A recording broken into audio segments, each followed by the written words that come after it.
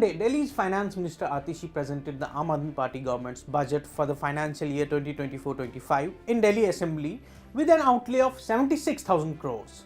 The highlight of what Atishi called the Ram Raj budget was the announcement of a scheme under which about 50 lakh women in Delhi above 18 years of age will be given rupees 1000 monthly financial assistance. Earlier in the day, we met Atishi and asked her questions about the scheme and other things related to the budget. Here is what she said. Thank you, Atishi, for your time and congratulations for your budget, the first budget in fact. Thank you. And it has already made headlines, as you know. And my first question would be on the fact that you called it the Ram Raj budget. Can you explain it for us? So this time we did not just present the budget for the financial year 2024-25. We also presented a report card of the Arvind Kejriwal government of the last 9 years and of how Delhi has been transformed from 2014 to 2024. And what we have done in the last 9 years is basically to run a government that works in the interests of the last person. And that really is the conception of Ram Raj. That no one should be poor, no one should be ill, everyone should be taken care of, every family should be prosperous. And that really is the intention that we have been working with now in the last 9 years. Okay, so a related question to this. Your friends in the BJP say that you have borrowed this term for BJP. See, the thing is, the BJP only thinks of Lord Ram at the time of elections. Only because they want to ask for votes in his name, because in the 5 years in between, they do no work, they do no delivery. In fact, I would go as far as to say they don't follow the footsteps of Lord Ram, because in many ways the story of Ramayana, the idea of Ram Raj, is one of good governance, of one of delivering for the poorer sections of society. And BJP has nothing to show on that count. So all they can do is at the end of 5 years, ask for votes in the name of Lord Ram, but for the 5 years in between the two elections, they have no intention whatsoever of following in his footsteps. Okay, talking about BJP and the budget, there has always been a complaint that BJP doesn't, the central government doesn't release the budget, central funds for the Aadmi Party government. What do you say about it? So the thing is that the financial devolution of funds. So you have some funds that devolve from center to states, and then you have some funds that devolve from the state to the local bodies. Now what is a double whammy for Delhi is that the center does not devolve any funds to us, but we devolve funds to the MCD, right? Now all states get a share in their taxes. That the taxes that come, the income tax, etc., that gets deposited by the citizens of any state, all states get a share in that. Now we are not asking for 41% like other states get, because we do understand that Delhi, being this sort of metropolis, being this engine of economic growth, the money from Delhi also needs to go to other parts of the country. But give us something. For 15 years, they gave us 325 crores as our share in central taxes. Now they have stopped that also. They have removed that head from the budget whatsoever, and they are saying that Delhi does not deserve any share in central taxes. Why not? The people of Delhi work hard.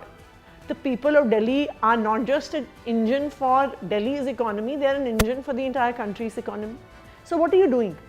By not giving Delhi its fair share of taxes, you are almost killing the goose that lays the golden egg. And I think that is something that definitely the new Finance Commission, we have written to the new Finance Commission as well. The Chief Minister, Mr. Arvind Kejriwal, has written, our department has repeatedly written to the Finance Commission that Delhi needs to get its share in central taxes. Okay, so day before yesterday in the budget, there was a very important thing that you announced, which is 1,000 rupees for women. There are around 60 lakh women voters. Yes. What is the rationale behind this? So if you were to see Delhi government's policies in the last 9 years, a lot of them have been very women oriented in many ways. One, of course, are the direct benefits to women in terms of the free bus rides that we give women and the kind of increase in mobility they have given women. When this was first launched in 1920, I think every year about 19 crore women were travelling every year with that pink ticket. That number has now gone up to 40 crores per year. It means that the number of women who are stepping out of their homes and participating in the workforce or participating in some leisure activities or spending money in the economy has increased so much. But not just this, even in terms of the policy priorities of the government. The number of girls continues to be greater than boys in government schools. The patients in mohalla clinics even today are 80% women. The women, the elderly going to Tirth Yatra, almost 90% of them are women. See, because when you give free services, that is the first time women actually begin to access services. Otherwise, women's needs and requirements are really put at the end of the line by families, by a society as a whole. But the thing is that real empowerment or real decision making power even within your household comes by having money in your pocket. See, the reality of Indian society is such that even till today, we might be living in the 21st century, but even for a small expenditure, there is some man or the other in her life whom the woman has to ask before she can spend that money. That could be her husband. If she's younger, then that could be her father. If she's elderly, then that could be her son. So what the Arvind Kejriwal government is saying, we are going to give that money directly in the woman's bank account. She can spend it as she wishes. She does not need to ask it. The sense of empowerment that this brings to women, I think, is unimaginable for people like us who are financially independent, who don't have to think about every penny that we have to spend, who are not shackled by someone else's permission, number one. Number two, research has also shown that across the world, and this is not just in India, that when money goes into women's hands, it gets spent for the betterment of the family. So they are buying their children more nutritious food, they are spending on their children's education, books, and they are spending money maybe to repay debt, they are buying appliances to improve the quality of life of the household. So this money is all going back into the economy, right? This is bringing liquidity to the economy. This is really creating or spurring demand that can actually lead to economic growth. Okay, so talking about this scheme, there's again that criticism coming from none other than friends. He calls these schemes like gravities. We know that there are Labharti schemes also in Hindustan. So how do you manage the money for this scheme? As your budget say 2,000 crore in this fiscal, how do you manage the money? Where will the money come? See, if you see Aam Aadmi Party's track record for 9 years, right? I told you we don't get any money from the center, right? We devolve money from our own revenue to MCD. Despite that, for the last 9 years, we have been giving free electricity, free water, free bus rides to women, high quality free education in schools, free high quality healthcare. We have been giving free Tirth Yatras to the elderly, and yet we are the only fiscally surplus government in the entire country. Why is that? One, because we have been over the years been able to increase our revenue because we are an honest government. Number two, we are an efficient government. See, governance is also a complex task. The fact that you have an IIT graduate as a chief minister means that our efficiency and our management and our governance skills are extremely good. We run an extremely efficient government.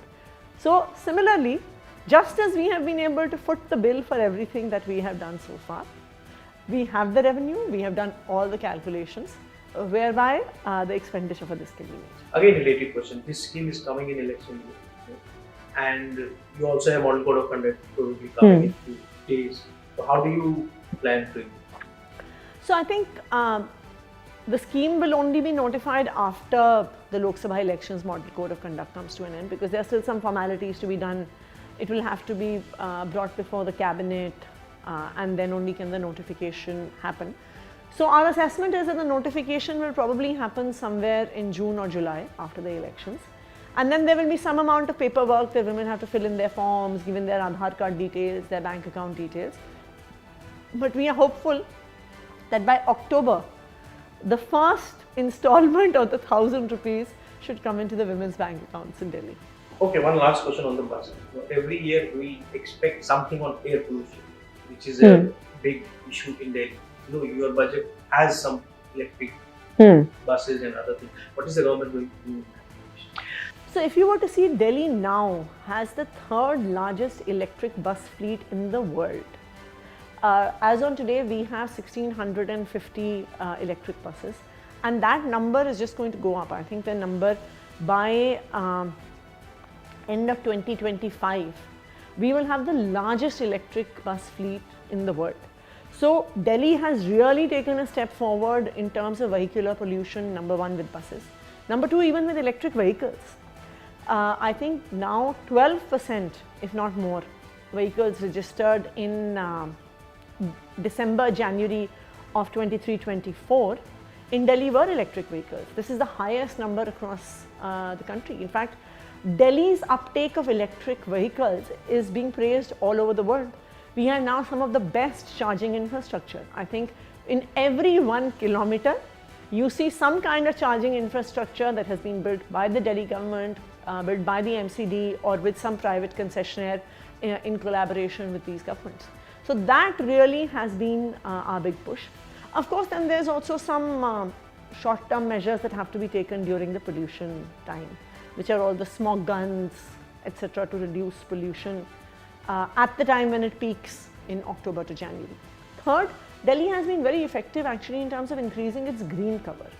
Delhi is actually one of the greenest cities in the country. It has almost a 27% green cover, and that is something that has systematically increased over the last decade.